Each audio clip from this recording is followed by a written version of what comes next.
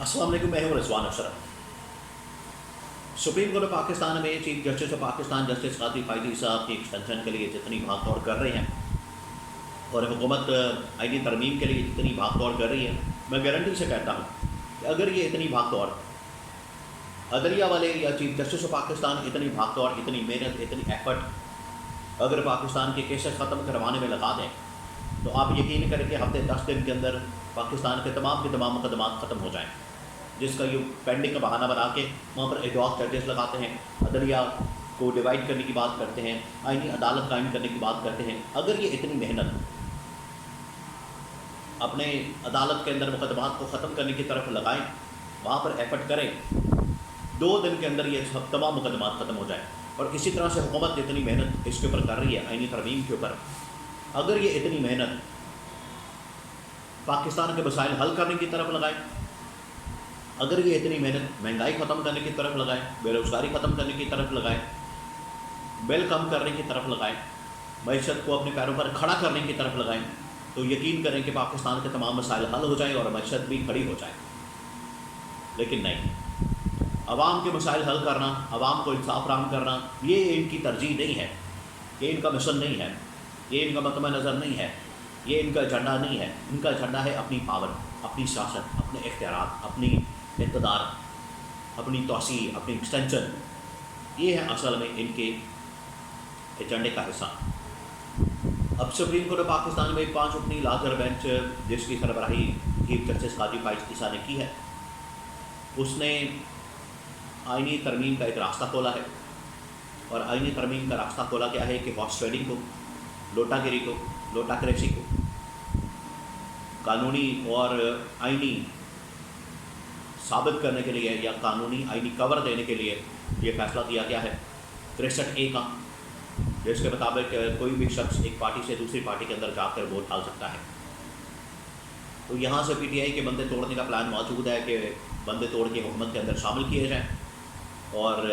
اس کے بعد ترمیم کی جائے۔ لیکن میں آپ کو بتاتا ہوں کہ یہ ترمیم اب بھی نہیں ہو سکتی، یہ ترمیم ابھی بھی یہ لوگ نہیں کر سکتے، ابھی بھی یہ ناممکن ہے۔ وہ کیسے، وہ میں آپ کو بتاتا ہوں۔ اب انہوں نے یہ جو 63A کے فیصلہ کیا ہے کیس کا،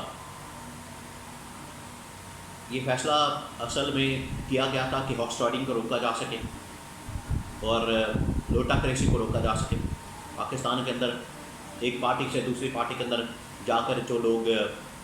ووٹ دیتے ہیں، اس کو روکا جائے۔ لیکن قاضی فائزی صاحب نے یہاں پر لوٹا کریسی کو، ہارس ٹریڈنگ کو آئینی قانونی قرار دے دیا۔ اور اب قیمتیں لگے گی، اب منڈیاں لگے گی،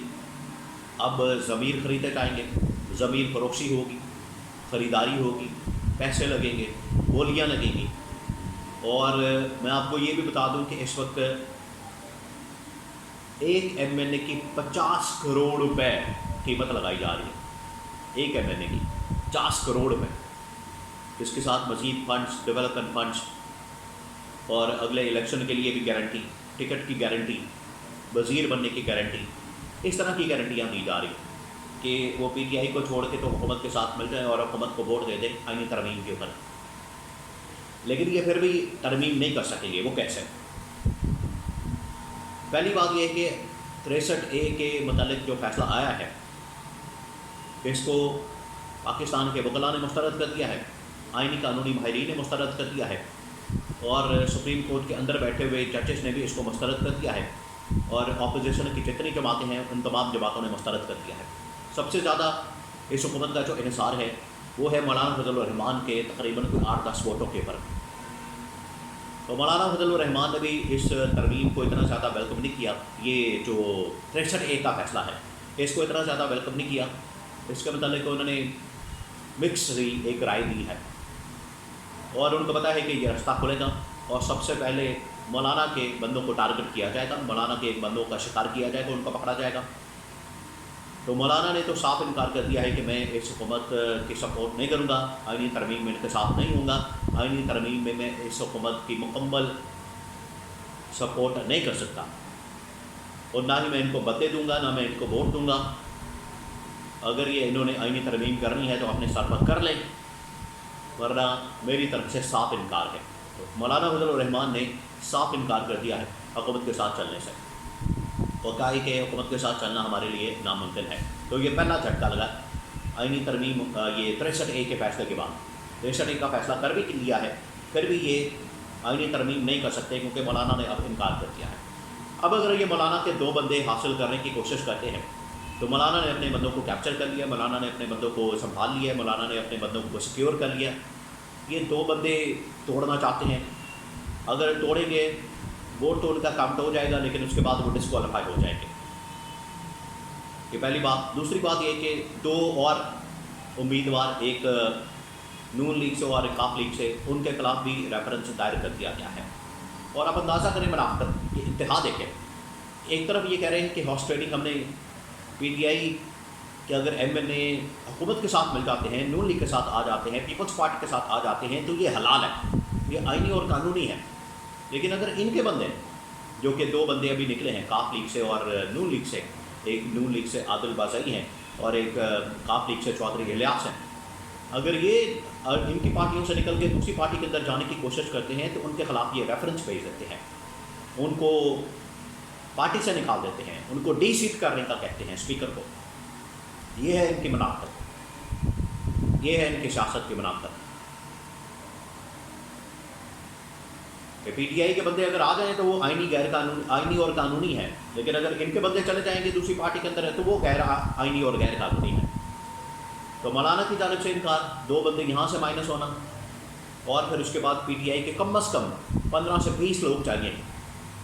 نمبر گیم پورا کرنے کے لیے، 15 سے 20 لوگ اگر یہ کرتے ہیں، 15 سے 20 لوگ مینج، تب جا کے یہ آئینی ترمیم کر سکتے ہیں، ورنہ آئینی ترمیم ایک خواب ہی رہے گا۔ اور اس وقت پریشر اس وقت حکومت کے اوپر آ رہا ہے، حالانکہ ان کا پلان ہے، میں پلان آپ کو بتا دیتا ہوں کہ اگلے ہفتے Monday Tuesday Sunday, Monday Tuesday, یہ 3 دنوں کے اندر انہوں نے قومی اسمبلی کا بھی سینٹ کا بھی اجلاس بلانا ہے، دونوں کا پارلیمنٹ کا مشترکہ اجلاس بلانا ہے، یا قومی اسمبلی کا ایک ٹائم پہ بلا کے سینٹ کا ایک ٹائم پہ بلا کے دونوں سے انہوں نے ترمیم ہر حال میں اگلے ہفتے 3 سے 4 دنوں کے اندر پاس کروانے کی کوشش کرنی ہے۔ لیکن ابھی بھی یہ بندے مینج نہیں کر سکتے، ابھی بھی 15-20 بندے مینج کرنا بڑا مشکل ہے۔ اور الیکشن کمیشن جو پی ٹی آئی کے ممبران ہیں تقریباً کوئی 41 ان کو جو ڈکلیئر کر چکا ہے کہ یہ پی ٹی آئی کے ممبران ہیں، 41 جو رہتے ہیں ان میں سے تقریباً 15-20 توڑنے ہیں۔ تو پی ٹی آئی نے اس وقت ان کو بھی سیکیور کر دیا ہے، وہ توڑنا بھی ان کے لیے کوئی اتنا آسان نہیں ہے حکومت کے لیے۔ آئینی ترمیم اس وقت حکومت کے لیے بھی درد سر بن چکا ہے، اسٹیبلشمنٹ کے لیے بھی درد سر بن چکا ہے، اور عدلیہ کے لیے درد سر بن چکا ہے، اور یہ اتنی آسان آئینی ترمیم نظر نہیں آتی۔ ایک مرتبہ اگلا ہفتہ نکل گیا تو پھر آئینی ترمیم کرنا ناممکن ہو جانا ہے۔ 25 تاریخ سر پر آ گئی، چیف جسٹس قاضی فائز صاحب فارغ ہو گئے تو پھر آئینی ترمیم تو مکمل طور پر ناممکن ہو جائے گی۔